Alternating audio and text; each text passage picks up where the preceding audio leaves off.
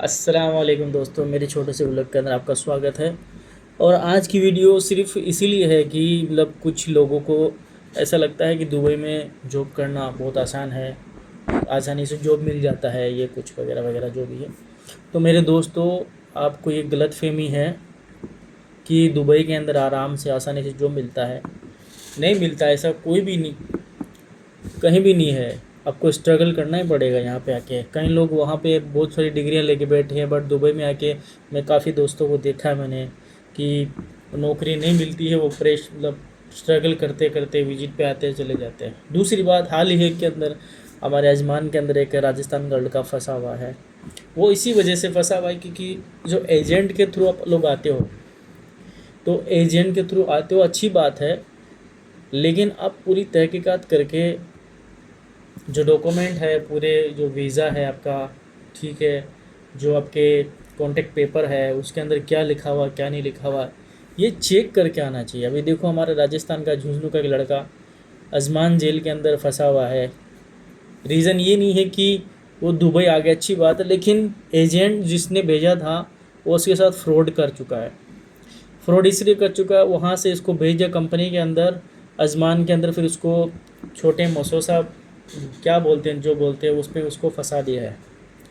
अभी वहाँ से जब उनको कांटेक्ट किया गया, उसके माँ बाप ने इनको कांटेक्ट किया, एजेंट को कांटेक्ट किया, मैं नाम नहीं बताऊँगा कौन एजेंट है। तो जब उससे उसे कांटेक्ट किया गया तो उसने वहाँ पे क्या किया, उसको दूसरी कोई छोटी कंपनी है उसके अंदर भेज दिया वहाँ पे। ना उसके डॉक्यूमेंट क्लियर थे, ना कुछ कुछ भी उसका क्लियर नहीं था। इस वजह से वो इलीगल के केस के अंदर अंदर चला गया है। तो बाकी दोस्तों से मेरा यही कहना है कि जब भी आप दुबई आओ या कोई भी कंट्री जाओ, तो आप अपने डॉक्यूमेंटेशन एक बार वेरिफिकेशन करवा लेना चाहिए, जिससे कि आपको आगे तकलीफ़ या फिर स्ट्रगल नहीं करना पड़े। अभी सपोज करो ये एजेंट की गलती थी या उसकी गलती थी, लेकिन मैं इसमें एजेंट की भी गलती नहीं मानूंगा, मैं गलती उस लड़के की मानूंगा। क्यों?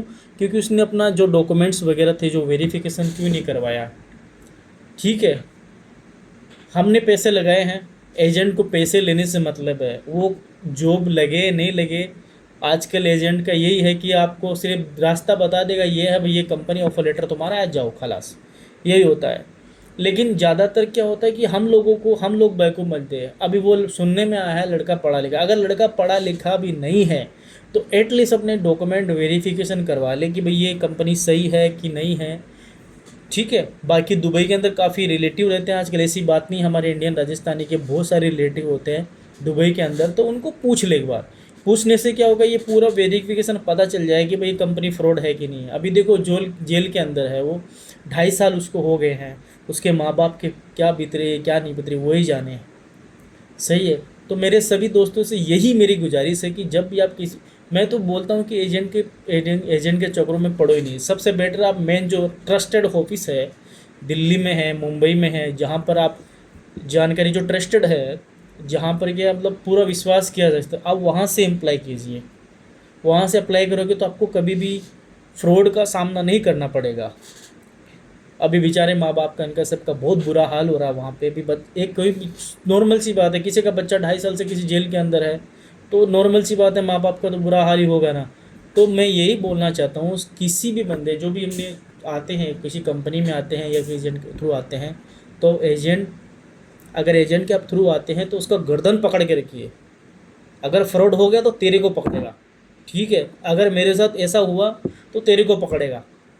ठीक है, और उसके खिलाफ उसका जो एजेंट आपको भेजा, पूरी डिटेल आपके पास होनी चाहिए। उसके आधार कार्ड, एमरेस आईडी, जो एमरेस आईडी तो नहीं होगी, सॉरी, इंडिया दुबई के लिए होती है, वहाँ का आधार कार्ड, उसका पूरा डिटेल्स आपके पास होना चाहिए। खुदा न खास्ता कभी फ्रॉड हो जाए तो एटलीस्ट तुमको केस करने, एफआईआर करने में, दर्ज करने में आसानी रहता है कि उसको पकड़ सको। तो मेरे को यही बोलना था कि जब भी आओ तो पूरा डिटेल्स के साथ आइए। ठीक है, अस्सलाम वालेकुम।